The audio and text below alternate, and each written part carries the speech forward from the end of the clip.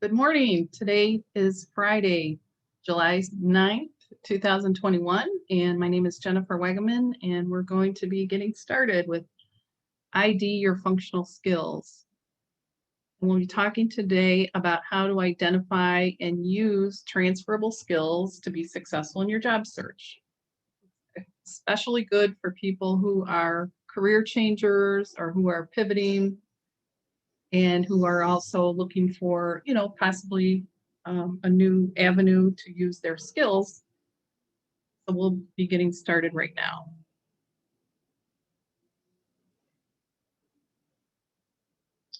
So today I'll be here with Amy Youll, who's our moderator. And Morning, everyone. Thanks for hosting with us, Amy. Sure. Jim and Siobhan are also on our team, and we'll be back next week. Just some Zoom etiquette. Please be courteous and, helpful to others making comments. We just request that if you do want to ask a question, just put it in the chat. And if you could put a question mark or the word question right before your question, that helps us identify what are comments and what are questions. Thanks for attending today. At the end, I'll be giving out a code for those of you that are clients for workNet DuPage, and you can share that with your career counselor. For those of you that are new and perhaps thinking about working with us at workNet DuPage, it's really simple. I'll be giving more ideas at the end of the conversation, but all you have to do is go to our website, worknetdupage.org, and click on Getting Started.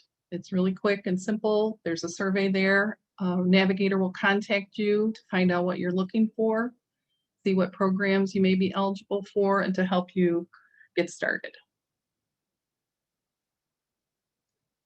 So today, what I hope you will learn is how to identify and use your transferable skills to be successful in your job search, because the more you can speak and articulate to your skills in interviews, having that self-knowledge, you're going to be more confident, and it will also help you move into maybe some different roles if you're in a career changer or possibly doing a slight pivot to maybe a different industry or a different sector, different products or services. And I think we all have functional skills, but sometimes it's hard for us to always identify what they are and use the keywords that are being used by employers.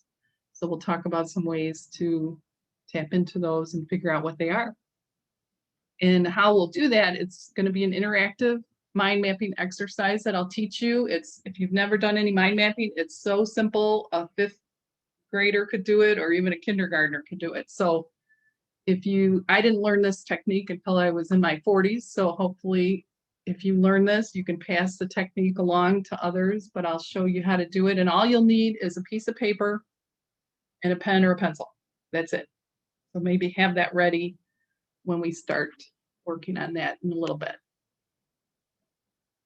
But sometimes when you're, considering a change, it's sometimes by choice, sometimes it's by chance. But knowing your skills, that will assist you in making that pivot or career change, and you can reinvent yourself and, ideally transform into, a new fulfilling career, because sometimes we do outgrow the jobs we're in and we can no longer, move up, or perhaps it's just there's nothing more for us to learn there. We're interested in new things. So today also, hopefully one of the takeaways will be how you can create your own active learning plan and, really make steps towards keeping your skills up. Because as I'm going to talk about in just a second, there's some skills that are coming down the road that you want to be aware of. So we'll start there with skills and skills of the future. So let's first, though, decide, well, what is a functional skill? What is the definition of that? And what is a transferable skill?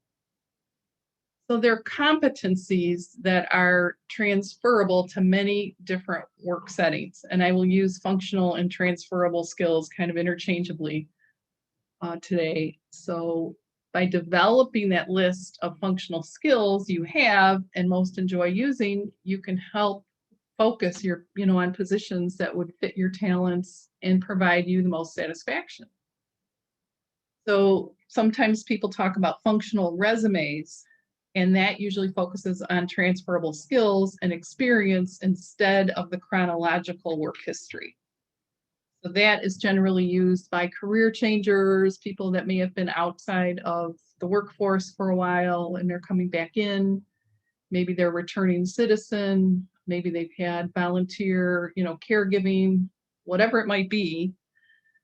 Sometimes a functional resume can be a better choice. It just depends. And that's what we can help you with. When you work with a career counselor, we help you with your resume and making sure that you're, projecting your work history and your experience and those skills in the best way.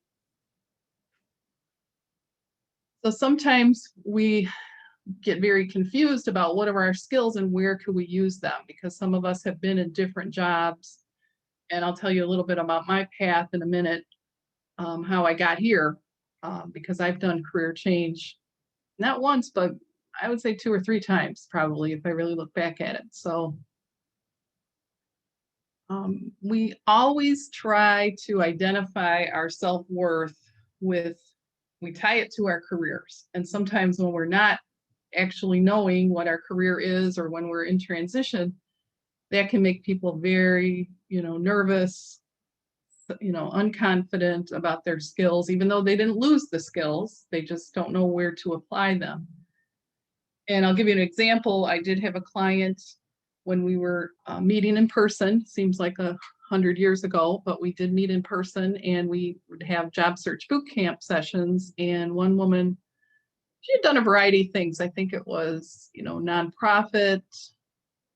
She worked, in different kinds of industries, very unrelated, but she was always doing the same several skills. So we took time during the session and we did a mind map for her, and she was able to see the threads of her career and where her skills that she enjoyed doing. Sometimes we're good at stuff that we don't want to do anymore. That's a whole nother topic and a whole nother presentation, but you want to identify the skills that you really want to keep using and do more of.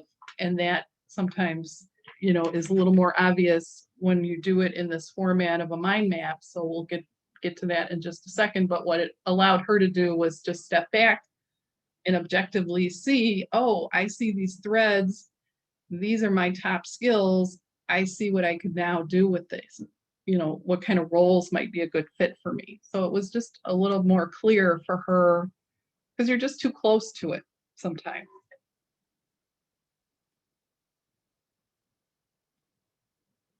So here's just some stats from the business or Bureau of Labor Statistics. There's a lot of jobs that people will have over the course of their careers. And by no means are people job hoppers. It's just this is how things roll sometimes. There's layoffs, companies merge, they go out of business, industries die out, whatever it might be. You are going to find yourself possibly looking for a job more than once. The days of people like my dad, who worked at the same company for 35 years, that's probably not real likely.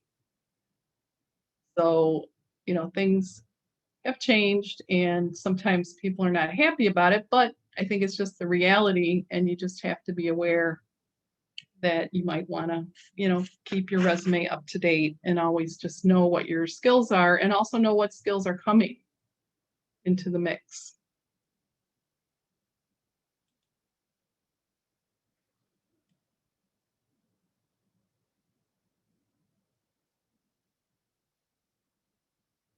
The other thing I picked up on when I was looking into this topic is that skills-based hiring is on the rise, and LinkedIn actually has some new tools that I don't know, they just, maybe because of the pandemic and things were kind of put to the side as far as some of their promotional stuff, but they have ways that you can take tests, and I'll give you the link later,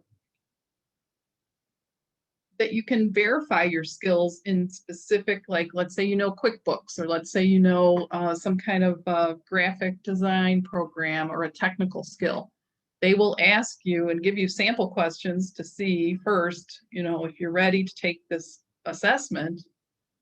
But that might be another way to put your skills on your LinkedIn profile. So we'll talk more about that. But they did some research, and you know, it's pretty high percentage of people, whether they're job seekers and or the hiring professionals, who would like to see the skills, you know, and have a way to verify those skills based on what's on the client's profile or the candidate's profile.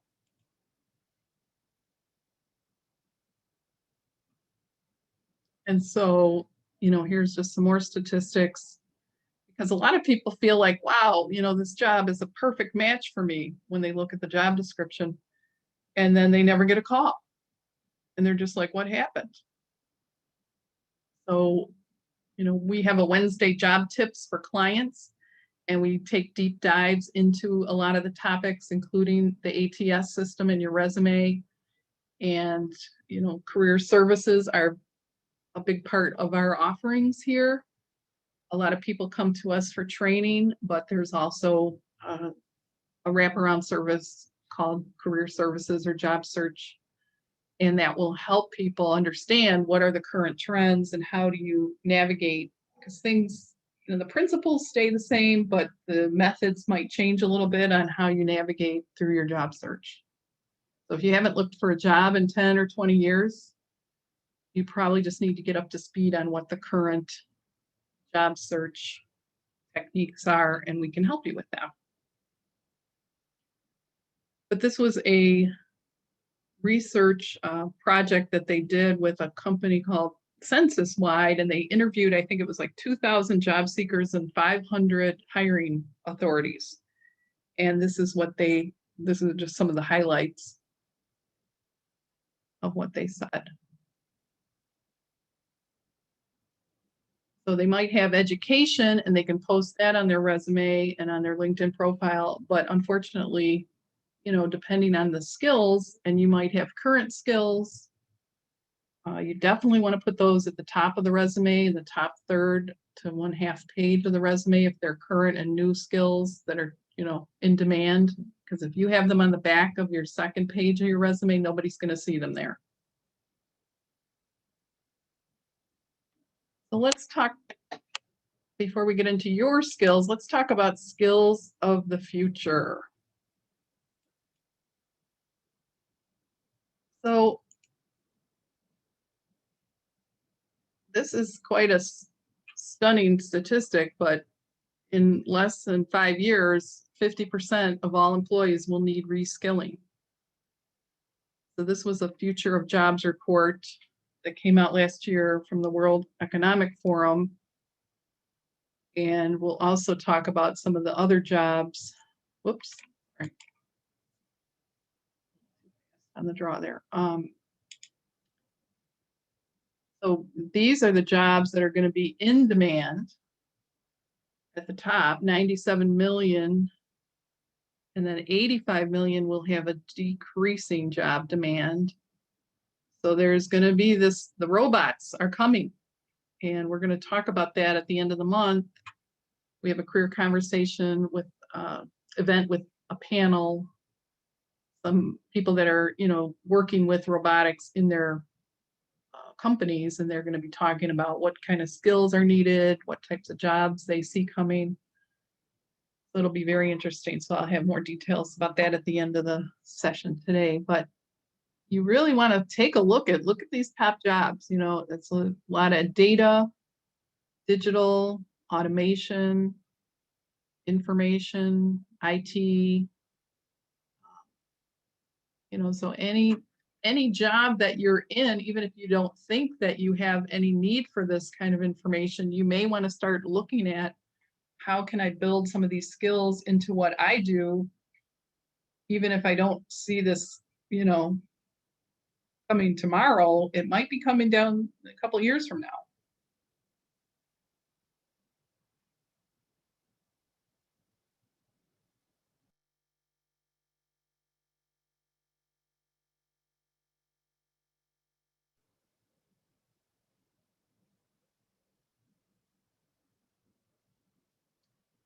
So here are some of the top skills that they identified, and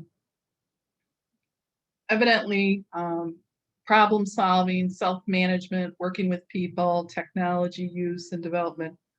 These are all very important areas, functional skill areas. And this is kind of an interesting slide as well. Just so you can see what you may want to take a look at your own, active learning plan.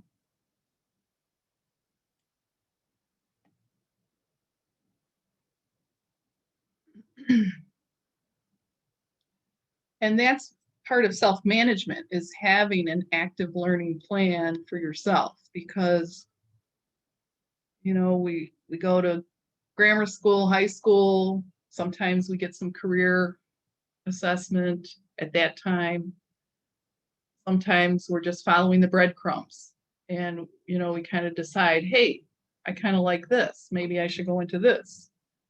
And we don't really research what that industry or what that set of skills might be, but we just try and match ourselves to what our interests are. And I was on a webinar a couple weeks ago, and one gentleman, he said his son wants to be a YouTuber when he grows up, and he's maybe in his teenage years now. Well, that's probably very relevant for a teenager, but he was kind of like looking at it like you need to find something that you're going to make some money at and have a future. But for the teenager, he might think this is the way to go. Well, always, you got to take things with a grain of salt and understand your perspective at a teenage point in your career development is going to be different than when you're 30 or 50 or beyond. So, but it can change. So lots of interesting ideas there. So any questions? I see that Carlos brought up the point that what about when you upgrade your skills but you don't have the experience? True. That is, a lot of people do get training and they don't have actual hands-on experience, but sometimes you can take from your training and highlight projects, case studies, maybe examples of your work. I mean, we've had clients who come in with no skills in an area, but then they are trained through some of our learning providers, and sometimes a letter of reference. We do have programs through our business services team with on-the-job training where we work with employers. So it really just, I don't have enough specifics about what you're looking at as far as the experience, but hopefully, we could help assist you in getting the experience or think of ways that you could probably move forward and have something that you could either put on your resume or tell a potential employer about in an interview. Sometimes we do have more experience than we think we do.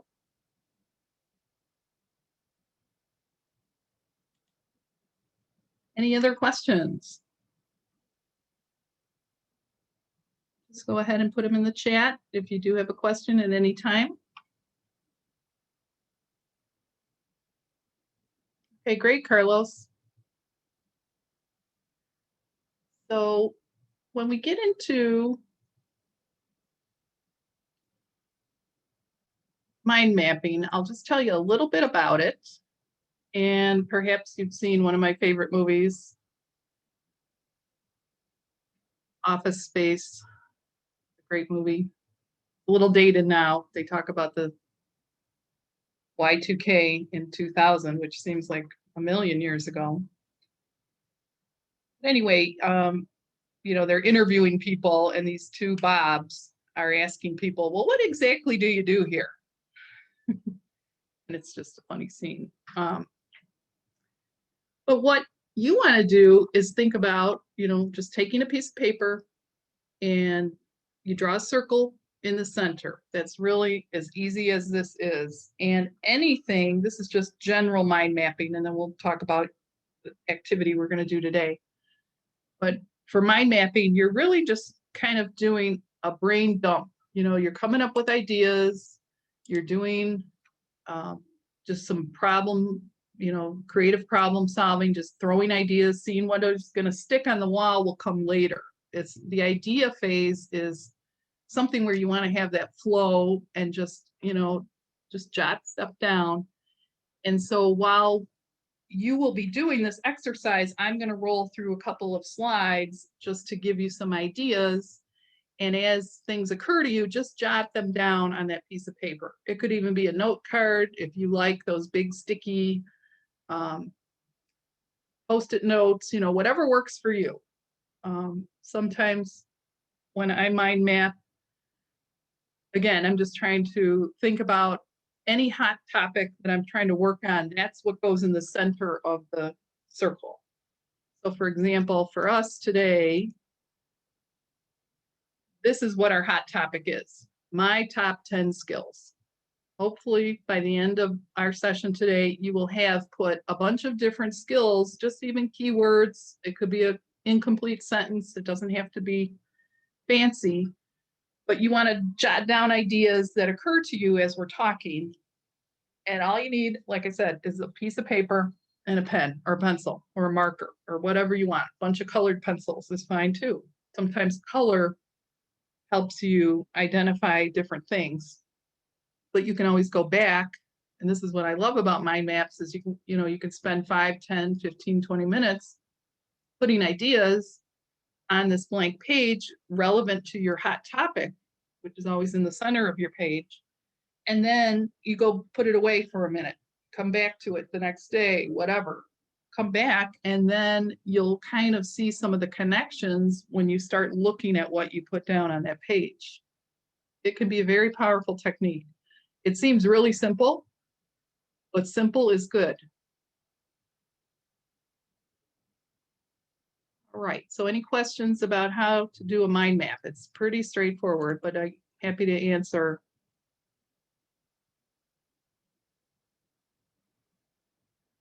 Any questions about the technique? But just keep that piece of paper right near you. And as we speak today, we're going to go over a bunch of slides that might just spark some ideas for you. Just anytime something jumps out at you, just mark it down. It doesn't have to be in an order. It can just be wherever, because the other thing I want to tell you about mind maps is this is how the brain works. And there's tons of videos on YouTube. You can learn a little bit more about mind mapping, but back in the day, Tony Buzan, it's B-U-Z-A-N, Tony Buzan, the B, he came up with this concept, or maybe, he had known about it, but he just put it into practice. And the way your neurons fire in your brain is that you might have one keyword over on the left side of your brain, but that triggers something over on the right front part of your brain.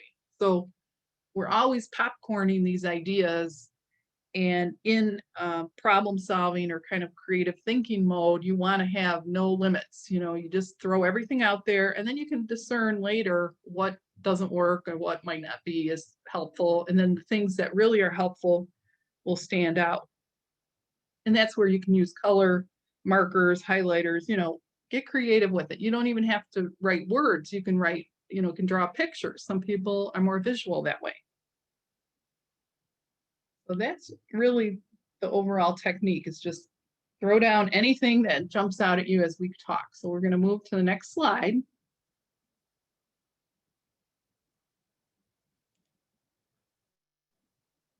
So what about those sports figures?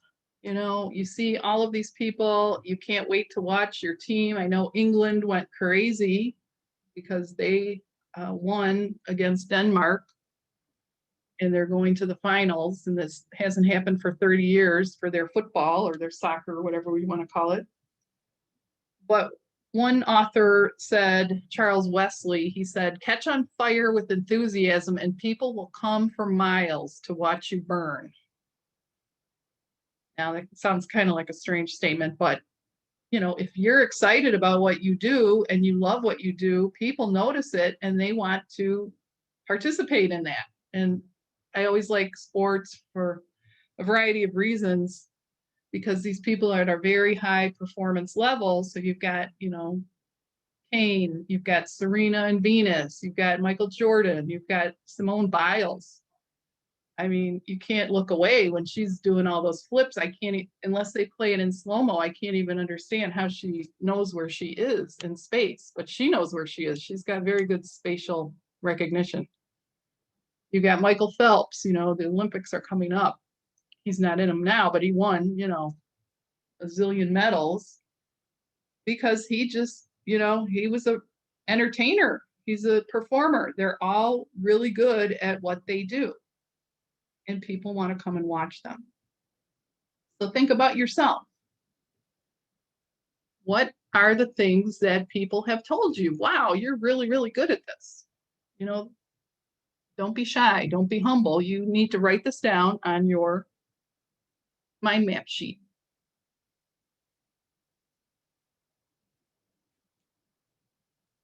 Now, a lot of people resist, when they don't want to toot their horn when they're in interviews. Yeah, I know how to do that. They don't really tell a story about how they did stuff, which is another thing we can help you do, is build out your stories. But a lot of people just don't like talking about themselves. This is cultural, it's society programming, you want to be humble, you don't want to brag about yourself. But you need to be able to, it's a fact that you have to share with an employer. So you need these facts to be able to be the best candidate. If they don't know you're the best candidate, you will not be hired. They'll pick somebody that is better at telling people what they know how to do well and how they can use those skills at that company. So, I've had people come through our workshops who are really upset. They've got a lot of change and transformation in their lives. They're upset that they, are out of a job. There's financial stress. I mean, there's a lot of things that are going on. So we appreciate that. This one woman had been in mainframes, which is, kind of a outdated, there's still some out there, but, there's some outdated technologies. And eventually, they're going to be obsolete. But she was very mad. She didn't want to participate in the workshops or do, some of the exercises that we were all doing as a group. And later, when I spoke to her one-on-one after the workshop, because I was afraid she was going to bring that energy into an interview. And I just, spoke with her briefly. It turned out she wanted to be a writer. She was mad, I think, about getting laid off, which nobody's happy about, but she just wanted to be a writer. She didn't want to keep doing the job she had been doing for all those decades. And her industry role was becoming obsolete. So it was going to be a tough job search. But this is what job search this time allows you, some inner reflection and time for assessment and planning. So you're the only one that can do it because you're the expert on you. And that's a good thing. These are things that you need to be able to talk about. And like we looked at those Bureau of Labor statistics earlier, this is going to happen more than once, potentially. Unfortunately, it's the facts of the matter. People are going to have changes in their jobs, and you're going to have to be able to talk about what you're good at, what you like to do. You may be good at things, but you don't like to do them anymore. Or maybe you just want to move on and do other things. That's fine. So don't highlight those skills. Highlight the skills you want to do more of. And, we'll talk about this in a little bit, but some of you may have heard of SWOT, which is strengths, weaknesses, opportunities, and threats. And if you're one of our clients, we have handouts about that. It's very simple if you do a Google search to find, more information about that, but we'll talk about that in a little bit. But I just want to just stress to you that you need to do this work because nobody can do it for you. You know, you could talk to counselors, career counselors, and you could discuss some of the things, you know, and sometimes people are verbal processors. They are better at talking things through. So again, that might be something of help to you to have a career counselor to work some of these details out, but take time. You know, this is some good information you'll have hopefully at the end of this session as you jot down these ideas. So again, research yourself. What are, you know, your job related or technical skills? You know, I use PowerPoint. Somebody else might use C++, or maybe they're a welder and they have specific welding skills. What are your self-management skills? You know, are you the type of worker that employers are looking for? And we'll talk more about some of those skills that are very functional and transferable. But there's a great, you know, personality and types of skills that you can use. Sometimes when I see these on resumes, you know, you don't want to go to the point of being subjective. You want to be objective. And some of this is maybe more you could describe in a cover letter. You know, things that you can describe about yourself and use in stories are nice ways to showcase some of these self-management skills when you're in an interview or in a follow-up, even thank you notes, cover letters, things like that. And transferable skills, you know, again, these are universal functional skills that, you know, you acquire over time, and or some people it's just innate with what they do. Some people are really good at problem solving. Some people are really good at ideas, but some people are really good at project management or communicating or teamwork, whatever it might be. And we'll talk about those broad topics a little bit more. So you think about, you know, assessment, and that's just allowing you the time to really reflect on some of these things. And one of the questions that many employers ask is, why should we hire you? You need to be able to share a good response to that question. And if you understand what the role is and you understand the skills that are needed in that role, and this comes again from really dissecting the job description, you want to be able to answer that question. Why should we hire you? I would like to work here. It's a fantastic opportunity. I know I can help you in, you know, X, Y, and Z. And these are the things that I can do. And you highlight the skills. You know, you always want to finally answer any interview dialogue with the skills that you bring to help them solve their problems. And so, you know, think about, again, these self-management, job content, and transferable skills, and possibly, you know, you're jotting some things down on your mind map sheet right now. But how would you describe each of these skills for yourself? You know, maybe you've gotten recent training. Whether or not you have the experience, you know, we sort of address that, but that may be something, an internship, an apprenticeship, on-the-job training, volunteer work. Sometimes people can get hired in a returnship, which is for people coming back into the workforce. Maybe they've had some time off. They might go to several different departments inside an organization. There's a lot of larger companies that can handle some kind of, you know, schedule like that. But, you know, sometimes we do a little bit of a lot of things in any one job we've had, especially if it's like a small business, you might wear a lot of different hats. So I wouldn't discount some of the things that you've done, even if it wasn't the whole job and that wasn't all you were doing all day long. So I'll give you a little bit background on my story, and maybe this will also trigger some ideas for you. Because I would have never figured that I would be doing this, you know, when I started my career. So I wanted to fly planes. And back in the day, they wouldn't allow women to join the Air Force and be pilots. So I decided, wow, I'm taking these classes, these prerequisites for flight technology in the aviation program at Western Michigan, but why would I join the Air Force and sign up for 5, 6 years if I can't even fly the planes? And I had about 20 some hours towards my private pilot's license, but I was like, you know what? I don't think this is going anywhere.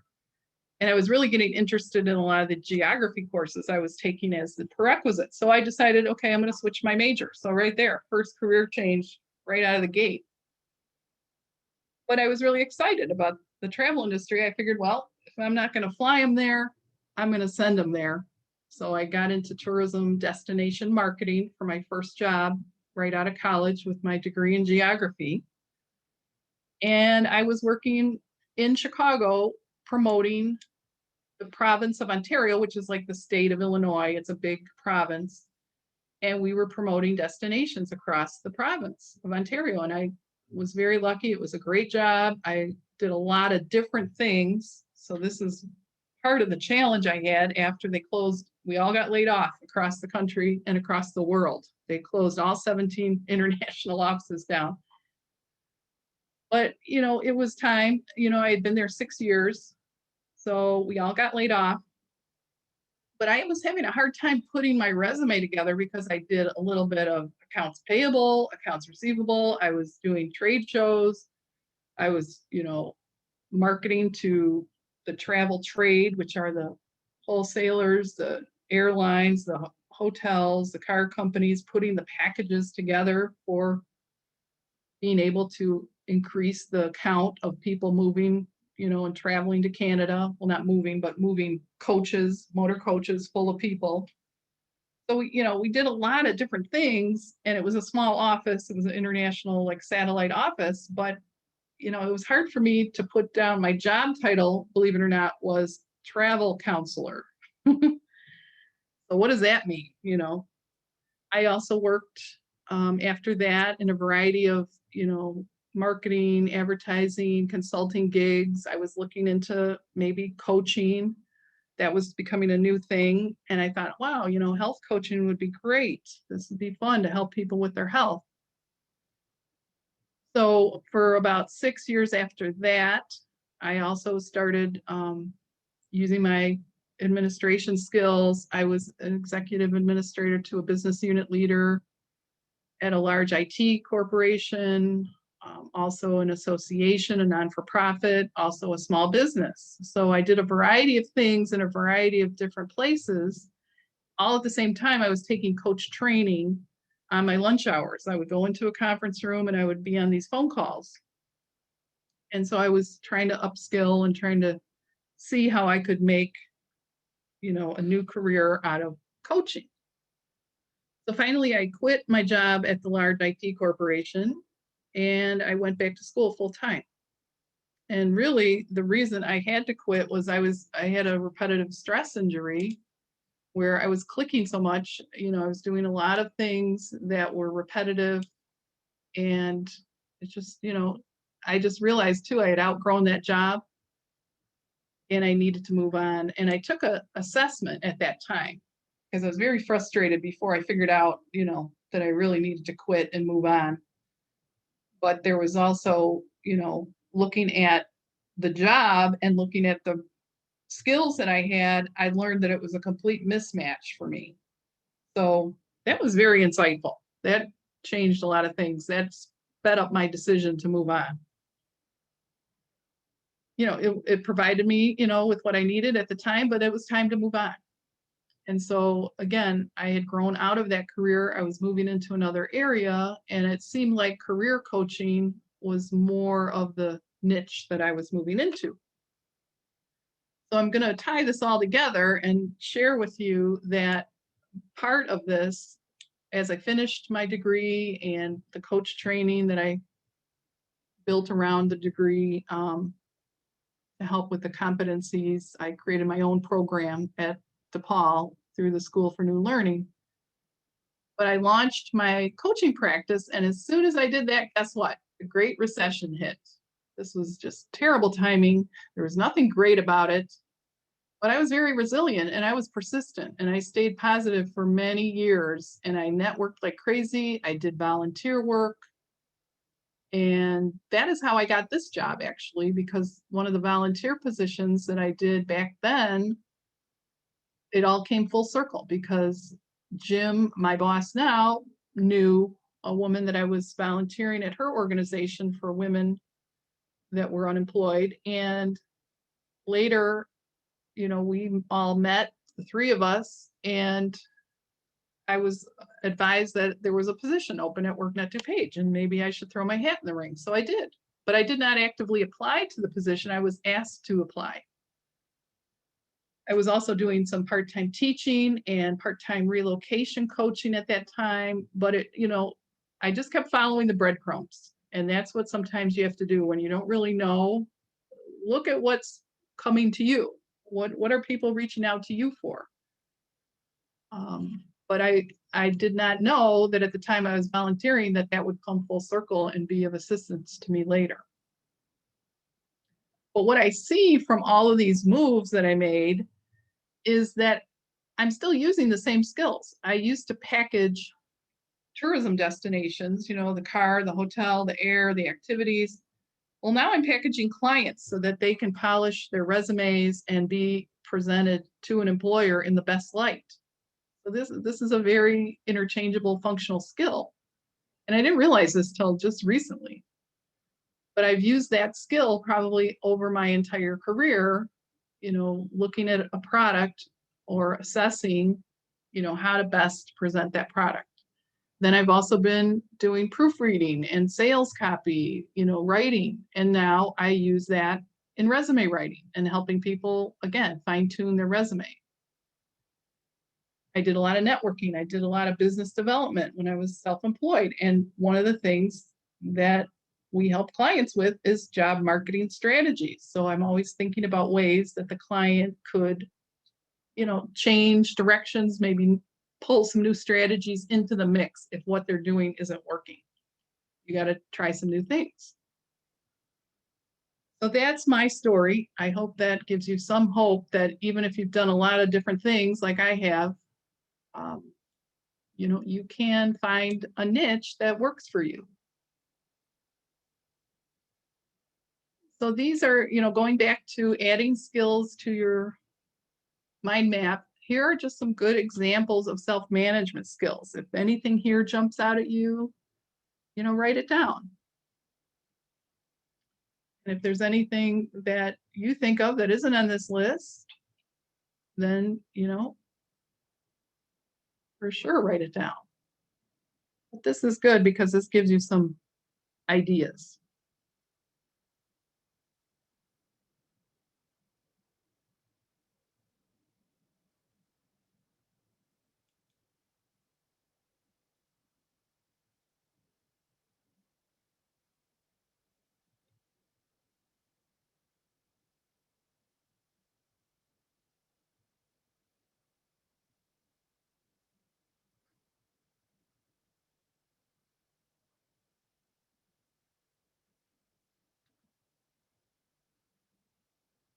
All right, I'm going to move to the next slide.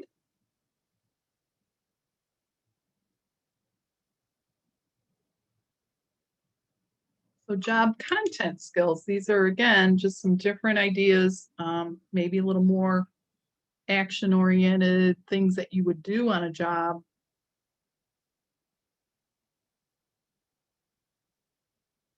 And hopefully probably lots of you have done many of these things. Now, is this something that you really want to do more of? You have to decide, because sometimes, like I said, I outgrew some of the jobs I was in. Because sometimes there's only so far you can go, or you want to move into a whole different arena by choice or by chance. Sometimes, you have to make these decisions. And, there's many things on here that could be done in many different settings, whether it's manufacturing, whether it's healthcare, IT, it really could be anywhere.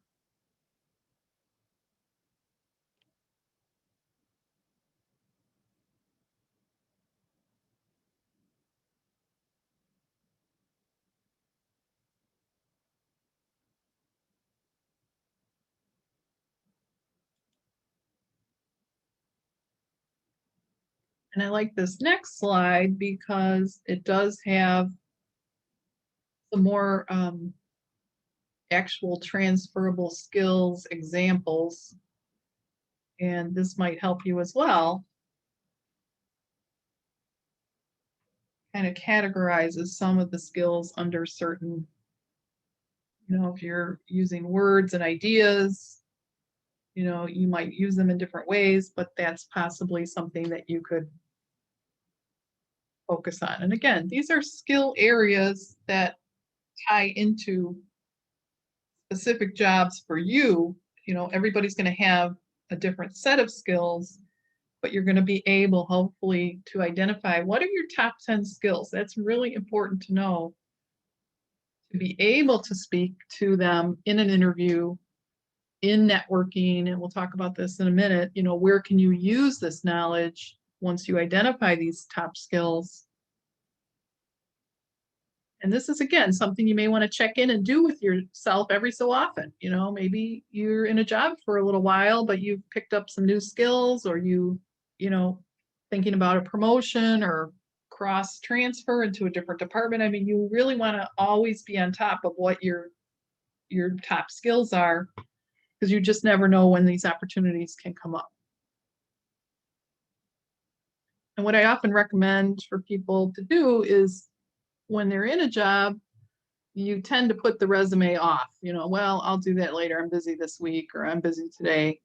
But I would set up a calendar item on your phone or on your laptop, whatever you're using, and just remind yourself to keep it updated. Maybe it's once a month, maybe it's once a quarter, but do it. Because again, you never know when that needs to be ready. And a lot of people just haven't done a resume in a long time. A lot of people are frustrated by resumes. Nobody likes doing their resume, myself included, because I don't want to focus on my stuff. I'm much more comfortable looking at other people's resume because it's not me. I can be objective. But it's something that we have to kind of force ourselves to do, so we're always keeping it up to date. Jennifer, Teresa has a question. She's saying that many of these job content skills she has used. How do you know what to put on your resume? Well, that's a good question. What I would recommend is think about, what does the job description highlight? And often they're going to ask for required skills, and then they're going to have like nice to have skills, or, kind of optional, but it would be nice. Preferred skills, but they are, also different, as everybody's resume is different. Every job description is different, and you really have to dissect the job description, really deconstruct it. And again, we teach you how to do this, but you want to break out the skills, kind of like this: transferable skills, possibly job content skills, hard skills, soft skills. We'll talk about those, and identify, what are they looking for? What skills do I have that I need to highlight and showcase, and possibly even use accomplishment statements? And those are including, dollars, numbers, percents. So when you focus on the skills that the client, or I'm sorry, that, when the client focuses on the skills that the employer needs, they usually are successful in their job search. But like the statistic that I've seen, like 90% of people, when they're asked, why should we hire you? They don't know how to answer that question. Well, this is what they're looking for. They're looking that you have the skills or experience with these different types of activities. So again, if you have a lot of good skills, that makes it a lot easier. So I think that hopefully answers your question. Any other questions? Just about sharing the slides after the presentation, which I said we'd be happy to email that out to the attendees. Okay, great. I'll have it in a PDF. I can also put it on my LinkedIn profile if anybody would like to connect on LinkedIn. I post a lot of job and career content and share information that I see that might be helpful. So I'm happy to connect there, and I'll also post it on my LinkedIn profile. So what does anybody want to share about what they discovered? Anybody discover any top skills? Anybody want to put that in the chat that maybe you weren't aware of or that you discovered or reminded yourself about?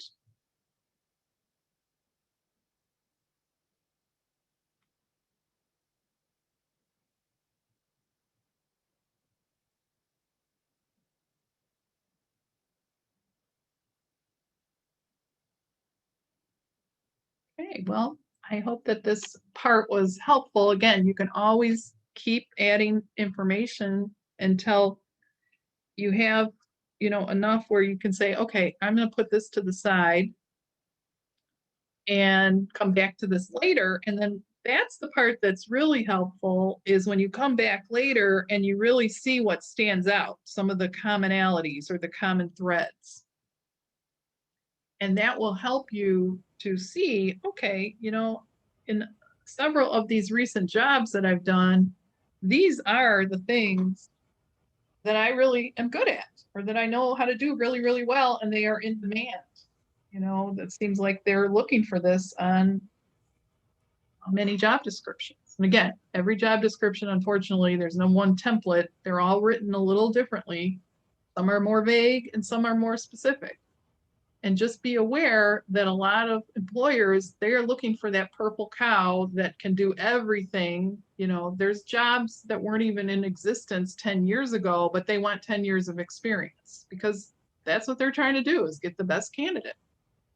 But a lot of people, and especially women, will not apply when they see, oh, I don't have that one thing that they're looking for. Well, don't let that stop you because especially right now, it is a job hunter's market. This is like unprecedented. You are going to have hopefully an interview. Again, if you match up with what they're looking for, and this is again where your homework is going to help you to make sure that you're matching up with what they're looking for so that they will call you for an interview. That's the whole purpose of the resume. But Jennifer, if someone you, has a sure. question about what if you have a gap in your resume? How do you explain that? Well, I think it depends on what it is and if it's still a concern. But if you address it as, yes, I have been in training, or yes, I have been doing some caregiving, but I no longer, I finished my training or I've completed, my job as a caregiver or whatever the situation was. You don't even have to get very specific. You can just say, I had to take care of some personal business, whatever it might be. Again, it depends on what it is, and since I don't know exactly, we also work with people that are returning citizens, and sometimes they need to be upfront with the employer, and especially depending on the type of employer and the type of situation that they were in. So again, we can guide people specifically on some of those ideas, but it's okay to have, gaps right now are not a big concern, especially because it is a job seekers market.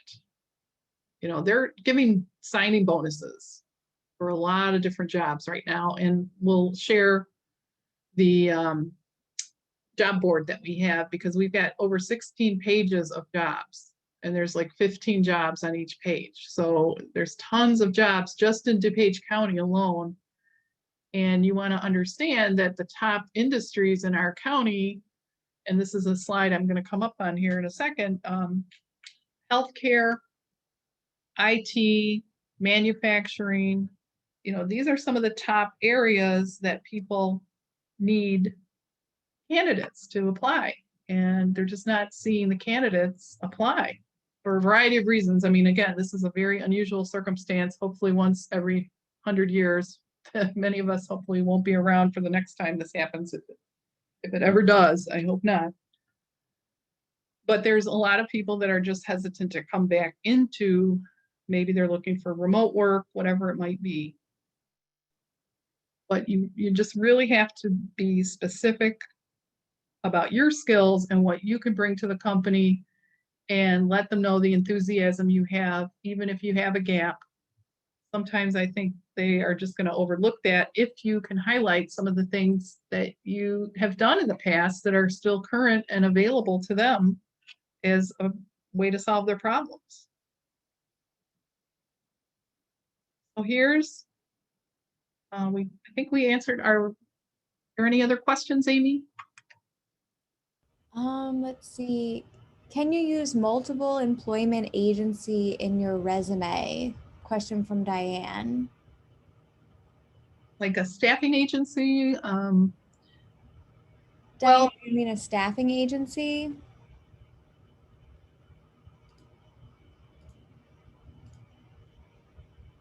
okay, well, again, it's a period of time. Maybe you were working with different agencies, but you were employed, even if it was different companies or maybe overlapping with different organizations. What I would say is, pick the role that most fits with what you were doing the most of, or you could use a slash and say, administrative assistant slash receptionist slash whatever. And then I would put the timeline to the right. The dates always go to the right. I see a lot of people putting them on the left, but you want to put them on the right of the page. And you want to highlight, the location area. You could just say western suburbs or whatever. Technically, you were hired by each of those staffing agencies, but you don't want to confuse your next employer. If you're looking, let's say, for a full-time, you can just say contract, contract positions. And you don't really even have to list the agencies. If they ask, they don't really care. They just want to know that you were doing this work for this period of time and the skills that you used during that time. So again, it's just a formatting question. And again, if you work with us, we can help you fine tune all of that. And then we have another question. Can you Sure. speak a little on ageism, especially when the question comes up, where do you see yourself in 5 years? Well, that's a lot of people are asked that question. And the best answer would be, I see myself learning and growing and helping you to solve the problems here at XYZ company. Because you don't know where you're going to be. They don't know what they're going to be doing in 5 years. As you can see, there's a lot of automation coming. You just want to be on board and say, I look with enthusiasm to helping the company work, successfully in the 5 years, down the road, whatever it might be that you're doing. I had a client, well, she was a prospect client. She chose not to hire me, but that was okay. This is a long time ago, but she was asked that question and she wanted to retire in 5 years or whatever her date was. And they asked her that question. And do you know what her response was? I want to be retired. Wrong answer. That's not what you want to say. If you want to be hired now, they don't want to hear that you're just like winding it down at that location. They're not going to hire you if you say that. So anyway, she couldn't understand why she couldn't find a job, but she was answering questions like that.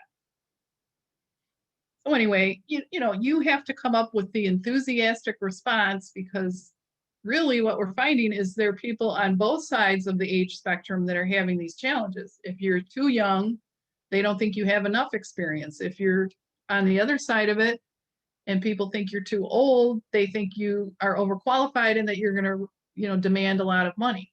So again, there's a lot of similarities between different ages, but I think you have to be yourself and you have to bring all of you to the table.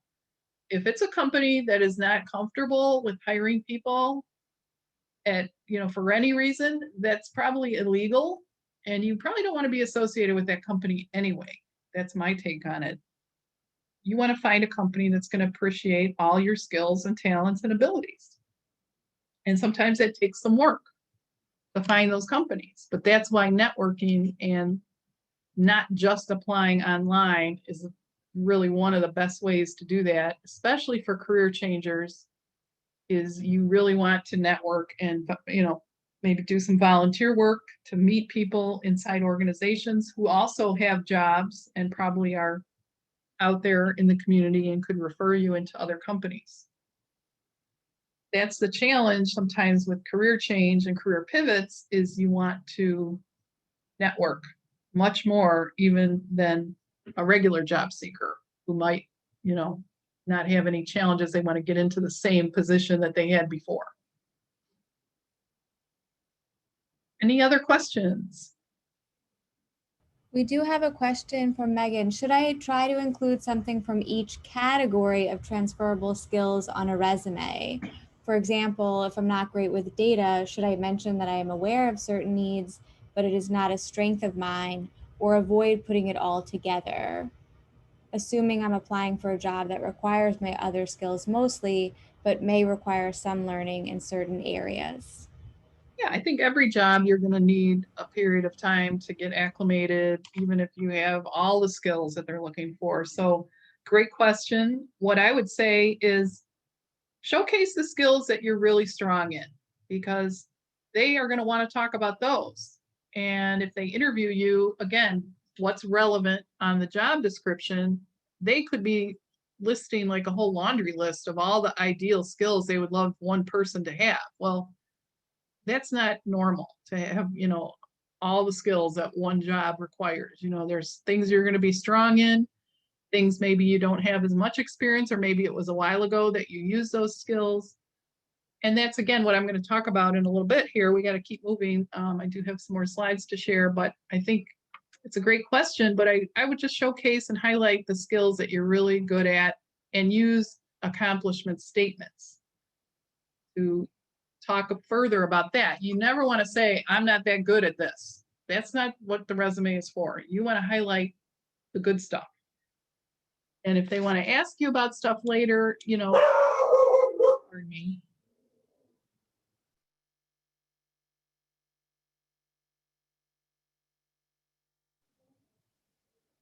All right, so sorry about that. But this is why you want to create stories to highlight, because then the interview is going to be about the good stuff rather than focusing on any weaknesses or missing areas that they feel, if it's really relevant and you only have one of maybe 10 skills they're looking for, chances are you're not going to get called in for an interview anyway. And you shouldn't probably be applying to that kind of a role. So again, it's dissecting that job description and really looking at that. Any other questions? And I can stop at the end and ask questions too, but. Just some thank yous coming in for a great seminar. Okay, well, I'm not done yet. I got a few more slides, but thank you. If you have to go, I apologize. We do have a lot to cover today. But this is the next piece I just want to talk about. We were talking about that and answering the questions. But these might be some strategies for you to discuss your skills, whether it's in an interview or whether it's with networks of people that you may find could help you in or give you information about jobs. But the main thing is to pick a lane. A lot of people are like, well, I think I'll apply over here, and I might do this too. You might want to just pick one thing to start with. And if you pick that one thing, you can always do more with the other 2 or 3 ideas you have. But what's the one job or area that you could possibly get, the best chance of getting hired at? Our goal and your goal should be full-time employment. That's what we work and strive to do. We want you to get a job as quickly as possible. So I would go with the one that you think you are most likely to get hired at. And if you're returning, from a previous break, whatever, we can help you, how to pivot. Career changes, again, sometimes people are finding maybe they've had a very successful career, but they don't want to be in management anymore. They just want to go back to before they were in management. So again, think about where you're at and what you need to do to make sure that you're matching your resume up. Because I see a lot of people with maybe advanced degrees, a lot of experience, and they appear overqualified and they're not going to get considered for that position. So sometimes you do have to dumb down your resume. It's not your obituary or your bibliography, as we like to say. You want to make sure the information on that resume to that one employer is matching up with what they're looking for. If you have a PhD and they're asking for a bachelor's degree, I don't know that it's necessary to put the PhD on there. And I'm not taking anything away from anybody that has advanced credentials and degrees, But if you're applying for jobs that don't require those, that's just going to confuse them or have them bypass you sometimes. Not always, but a lot of times it will. Because they're going to think, well, you're going to get bored and you're going to leave. So why would I hire you if you're going to take off? You got to always think about it from the employer's perspective. And that's one thing we also teach you if you work with us and you come to some of our workshops for the clients. The other thing is, we talked briefly about this before, functional versus a chronological format on your resume. So again, this is a format. You can even do a hybrid. And so there's some suggestions depending on your situation that your career counselor can help you. We can review your resume and figure out the best format for you to get the best responses. If your resume is not getting you interviews, you need to mix it up, change it up. That's the whole purpose of the resume. Informational interviews are really helpful if you are exploring career ideas. And sometimes that's what the mind map and the different activities around assessment will help you do. It will help you to figure out, what is my ideal next role? Because sometimes we just don't know. I've been there. It's very challenging to be in that kind of in-between space. So again, informational interviews, that's a whole nother topic, but you're not really asking somebody for a job, but you're asking them for information, maybe 10 or 15 minutes of their time. You can meet by Zoom, phone, in person, if that's something people are doing. Whatever it takes to find out more. Maybe you want to understand how was their path on getting to their role where they're at, because you'll find that a lot of people are like me. They had different careers, they were kind of all over doing different things. Well, but there were skills that were used probably all the way through their experience. And it's sometimes interesting to learn, where do they think the industry is going if you're moving into a new industry or a new sector within your industry. So again, a functional resume, kind of focuses more on the transferable skills, and that will be highlighted near to the top of the resume, and then you can minimize the chronological work history, and again, any gaps or any career changers or people that have some issues could possibly benefit from a functional resume. Now, obtaining credentials and career professional development, we'll talk about that. I do have some resources for that, but you may find out, wow, I probably need to go back and get some different credentials to be able to do this. Or possibly the best idea would be get a job where they have a lot of tuition reimbursement, or they are willing to, contribute to your professional development. That might be a question to ask when you're considering a job offer. Or you target companies that are strong in continually keeping their employees trained and up to speed.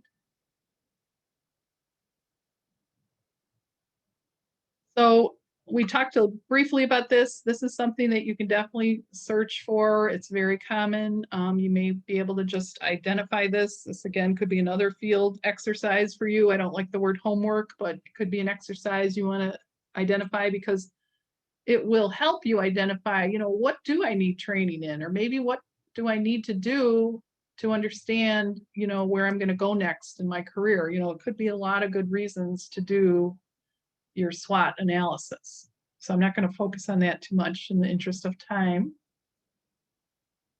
But what you want to understand, and I really love this graphic, we visited Argonne, which is out in the western suburbs, or no, Fermilab, I'm sorry. Fermilab. I went there with a group of middle school students to help them understand, what jobs are available at a place that is technology based, but they have a lot of different jobs available. So you have to understand that not every manufacturing organization just is looking for people that are doing the manufacturing. They need, accountants. They need, other people. As you see here, and these are all the people that were needed at Fermilab. So these are some things to think about. How do your skills offer the benefits to the employer? Think about what you've done. And this, again, may help you identify some of the skills. If you've saved time or money or made money for an organization. And if it's hard for you to decide how to define that, well, that's where you need to write out your stories. And this is a great idea to, think about, what are my top skills? What is my greatest strength? And then pick one and then write it out. Put a good example together. And as you are more familiar with that story, you're going to be more confident talking about that skill in an interview. I know this is a lot of work, but this is what you have to do if you want to get hired and you want an employer to understand what you're capable of.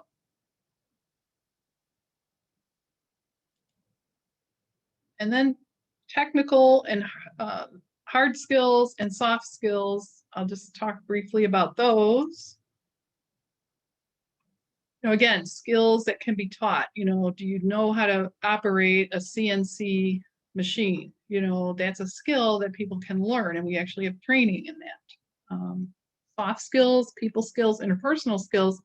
What is going on when you interact and relate to other people? Those are a little more hard to measure, but you learn those through interactions. Now, again, I highly recommend volunteer work if you want to gain or update your skills or show that you've been doing stuff while you've been, looking for a job. You can also network. You can make connections. Giving DuPage has dozens of opportunities. They might be a one-time event. You go to givingdupage.org. They have like 700 organizations just in DuPage County that are always in need of assistance from volunteers. And sometimes they do post paid, part-time and full-time paid positions. So it could be an event, could be part-time, maybe 5 hours a month. You work somewhere and you're using your skills or you're building skills that you want to use more of. And again, you can put this on your resume.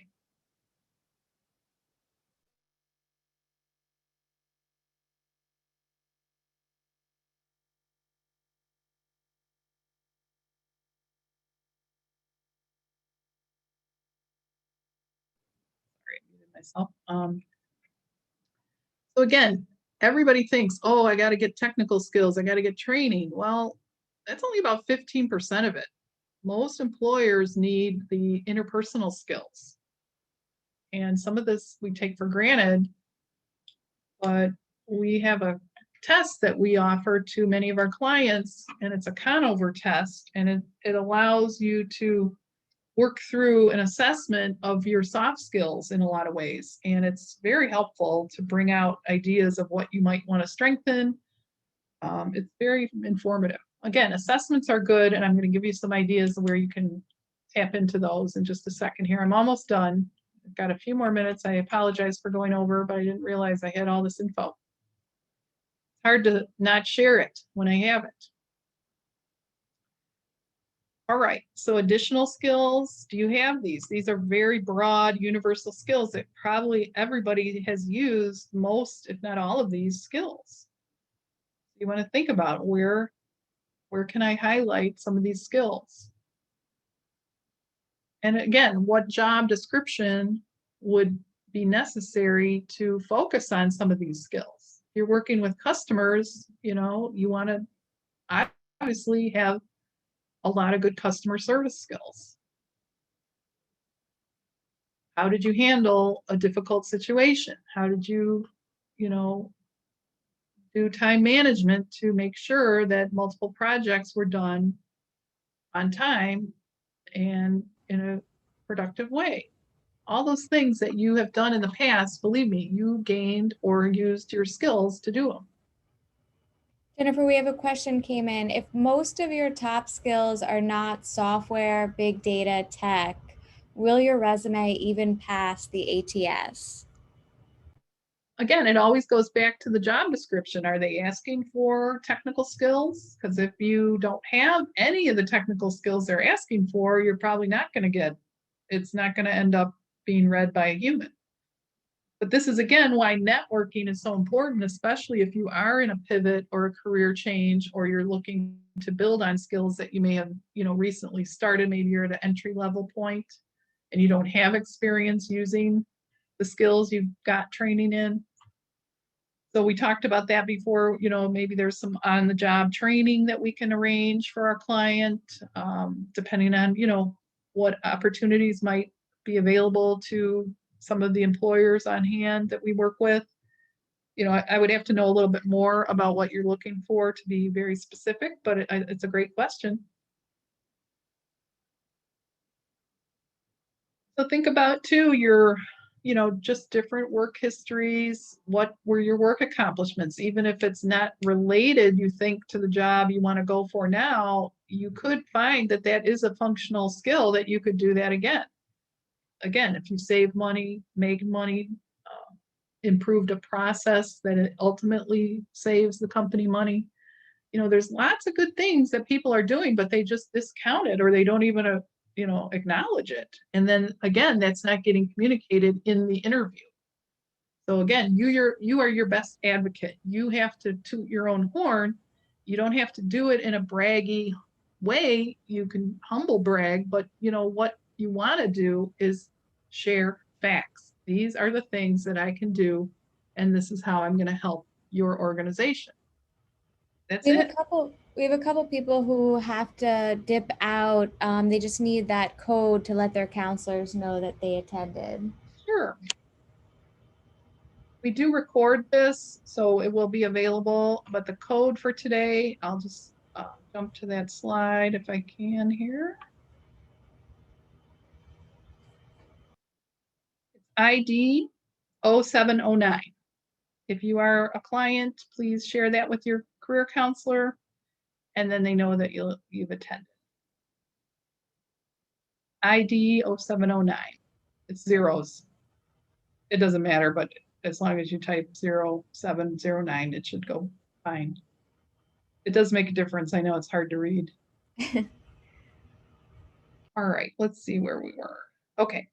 So again, these are just some things to think about. At the end there, what are your salary and benefits requirements? Again, if you know what your worth is in the marketplace, some people are selling themselves. And unfortunately, that's going to set you back over your lifetime career, because the less you make, going forward, it's harder to make up that difference over time. So again, you got to think about what's important to you and what are your salary requirements. And, right now, like I said, it's a job seeker's market, and you want to think about how you can maximize as much as you can while you have this opportunity. It might turn around tomorrow, and, we never know what's going to happen. It's always a mixed bag. The next, just quickly, last couple slides. So you want to create a learning plan. Again, we talked about a lot of different skills, and if you go back and review these resources that are on the last couple slides, you'll see some ideas. But what pops out at you if you go on Coursera, or if you look at a College of DuPage catalog? What's jumping out at you? What's of interest to you? If you're really in a job search and you know specifically what you want to do, you don't have to do this step. But what is important to keep your skills up in your role? And a lot of times people take it for granted. They're like, yeah, well, I'm going to work for another 5 or 10 years. I don't need to learn anything. Well, as we talked about earlier, the skills of the future, 50% of the workforce is needing reskilling by 2025. That's pretty serious for you to take advantage of, having your own plan. You can't wait for employers to say, hey, we need you to learn this. You want to take that proactively, that step. So set, yearly, quarterly, monthly, daily goals. Fill any gaps in your skill set that you perceive as something that might be a weakness for you. And again, this is part of assessment. Apps are really good at reminding you of things. If you set an app up to remind you, or a calendar, that's something that could possibly help you stay on track. So again, these last slides, I'll just go through them briefly. They are just, some different resources that are available to everyone. But again, these job descriptions are really important to what what are the employers looking for? But take a look at, different occupational outlook handbook, the bls.gov. What that will tell you is the jobs and the demand for those jobs and the skills that are required for, like, I don't know, 900 occupations. And if you definitely are a career changer or moving into a new type of role that you haven't done before, you may want to take a look. These are some ideas for you. If you're contemplating a career change, there's a lot of great assessment tools out there online. If you're old school and you like books, What Color is Your Parachute? Classic, updated yearly. That's been out there for decades. It's very helpful, but you got to do the work. You got to do the exercises. And again, some of those top skills, that's one of the exercises that he talks about and why it's so valuable. JT O'Donnell, she's a career coach on YouTube. You can also search YouTube for other, but you always want to, if you have an interview, you always want to end with, and here are the skills I used after every answer. And if you want to showcase your problem solving skills, they want to see you solving their problems. So I have, let's use customer service as an example. I have customer service experience, and this is how it will help me solve problems on the help desk with your organization. So maybe you were in customer service, but now you have training and you want to start working on a help desk. Excuse me. Those are the kinds of things you can say. This is how it will help me solve problems with your organization. And just have a growth mindset. You want to have agility, learning agility, curiosity, energy, passion. But again, like I said, networking is very important for career changers and other people that, may be moving into new areas or are coming back from an absence. But most jobs, I would say 80 to 90% of jobs are filled before they are advertised. So the people that are only applying online, that's a very passive, the slowest way to get a job. People hire people. You got to talk to people. So here's just a couple things from LinkedIn. They've got this Career Explorer. Again, it helps you match your skills to different job titles. It's kind of fun. They got a really interactive plugin or database somehow. They're looking at the 700 plus million people that are on LinkedIn and what the skills are. And you might want to play around with that. But again, it might help you find those common threads. But if you're not sure what direction, that's okay. This is part of your process, is dumping these ideas out on your My Top Skills and then going from there, seeing where that leads you. And then LinkedIn also has a skill assessments. They've got very specific skills, and you can take like a test, just a quick assessment test and highlight your proficiency. And I think that's going to be what is going to be helpful down the road, is that people will see that if they're looking for candidates, and they're going to take your profile over maybe somebody that doesn't have that, even though you both say that you're proficient. Well, how do they know? Well, you now have proved it by taking the skill assessment. So sometimes we learn things like on the job, QuickBooks. I don't think I took any training in that, but I used it for over 3, 4, 5 years. So if I wanted to do something with QuickBooks, but I didn't have official training, maybe I could take that assessment and at least see where I'm at. And you can retake these assessments over a period of time as well. But there's more details. And you can just Google this too. That's how I found it, to be honest. That is about it. Any other final questions? Nope, nothing. No more questions. And we will be sending out those slides. Great. And here's just a couple of things. Like, I think Amy had already put this link in the chat, but this is a great place to bookmark. We have tons of jobs, a variety of jobs you may want to check out. And if you are working with us, we can sometimes request different things if we have connections with employers. Sometimes it's feedback from interviews. Maybe it's just, hey, we've got a great candidate if the position is hard to fill. We're trying to match up our job seekers with the employers that our other teams are working with.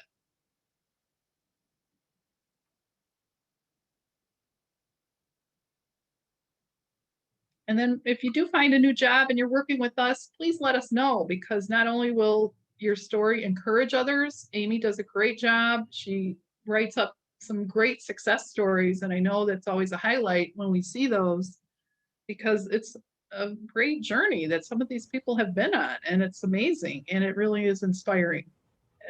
It also allows us to serve more people. So if we're working with people, we want to obviously keep the grant program funded so we can, again, next year get this, get these dollars to help people in the community. And we always receive the 80% of people that do receive jobs. That allows us to get extra incentive monies, and we've always received that over the past 25 years. So we are helping people, but we need to know where you're going and what you're doing, and we will follow up with you, and we will maintain contact. But we just want to know, and then what happens is then we can support you on your new job and follow up with you during those next couple quarters and provide you with any assistance you might need.